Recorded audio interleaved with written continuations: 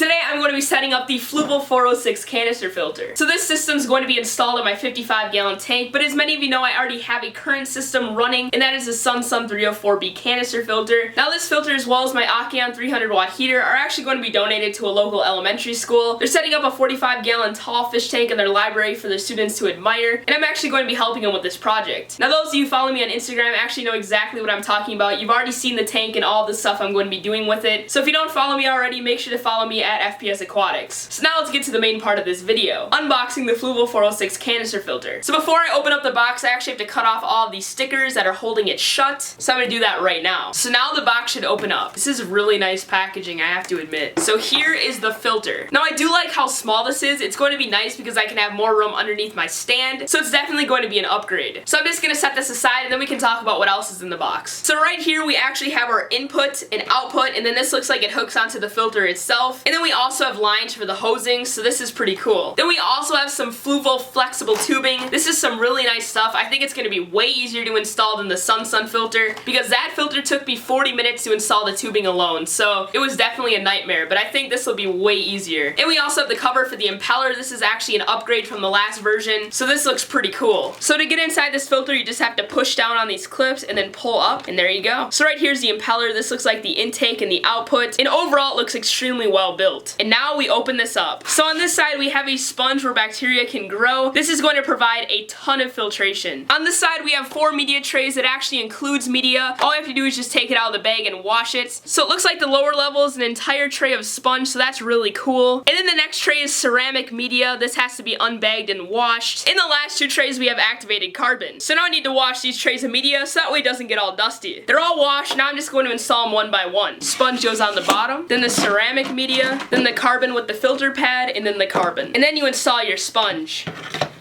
So now we have to take the cover for the impeller and actually put it on here. So it looks like you just hook it in here and then press down. And then you have to take this thing and put it around the perimeter of the cover. This will actually make a watertight seal so that way water can't get out. So then that goes like this around here. There we go. It's installed. So now we have to install the connector for the hose.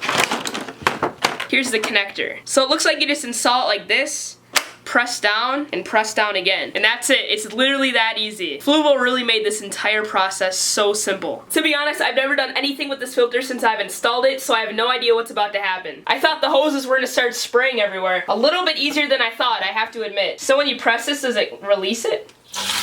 Oh, look at that, I can do a water change. So it took me about 2 minutes to do a 50% water change, so I'm definitely going to be doing that from now on instead of using my siphon hose. I mean, obviously I'm going to be using my siphon to clean off the substrate, but it's such a pain to wait forever for the buckets to fill up. So now we have to remove the filter. It's like carrying a 5-gallon bucket. So now that the filter is gone, I have to remove the lines. So the lines are removed, now I just have to remove the input and output, as well as take out the old heater. So that means these lights have to come off temporarily. The intake's gone, the output's gone, and the heater's gone. So with all that stuff being gone, now we can move on. So first I'm going to be connecting the input and output to their hoses, and I'm going to be running them underneath the stand. And then last I'm going to be hooking up the entire system. So here's the input, it's actually clear, so it's going to blend in with the background, and I think it looks really cool. And the output is also clear, so again, it's going to blend in really well. And this is what connects the input and the output to the side of the tank. So now we have to open up our hose. That's a lot of hose. Now you actually have to cut this hose to make sure that it's even. So I'm pretty sure the cut end actually goes into your input or output, and then the end with the rubber on it actually hooks up to your filter. So now I'm going to do the exact same thing on the output. So now that the input and output are installed, I'm going to hook it up to the filter itself. So that right there is a big problem. There's no way it's going to reach all the way over here to connect to the filter. So it looks like I'm going to have to move the input. So I move the input and the output to the same side so that way it can reach the filter.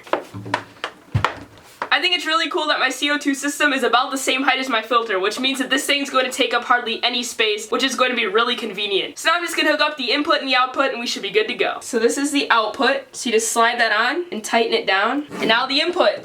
And that's it. So I just primed it a couple times, now it's siphoning the water into the filter. The Sunsun filter took me about 20 minutes to prime, but this is already done. Now as you can see, by doing water changes earlier, we lowered our water level quite a bit. So I'm just going to fill it up and then we can test out the filter. So the tank is completely filled with water, so I'm just gonna turn on the filter and see if it works. So I guess these are all bubbles from inside the filter. So here's the Fluvol 300 watt heater. I think it looks way better than the Aquion one. It's made out of more metal than plastic versus more plastic than metal, and I think it's going to look really sharp inside my tank. So right away I can tell this is a way more premium system. The entire thing is metal except the top, which is really awesome, and I think that it's going to hold up a lot better than the Aquion heater. Look at the cord on this thing. The Aquion heater only had like a 3-foot cable, and this is like a 5 or 6-foot cable, so this is a lot better. So for now I think I'm just gonna put this in the corner until I find a better place to put it. I set my heater to 78 degrees so that way when the fish come in tomorrow I'll be able to acclimate them immediately. Overall, I'm super happy with how everything turned out, and I think that this is going to be an amazing system, and I think it's going to work a lot better and a lot harder, and I'm just really excited to see how it works in the long run. If you want to buy either one of these products, I'm going to be leaving links to both of them down below so you can check that out and buy them for yourself. I definitely recommend both of them. They're a great addition to almost any aquarium. I would say my favorite part about the filter is the fact that it's so small and it can fit almost anywhere, so that way almost anyone can have it for themselves. They don't have to worry about it looking bulky like the Sun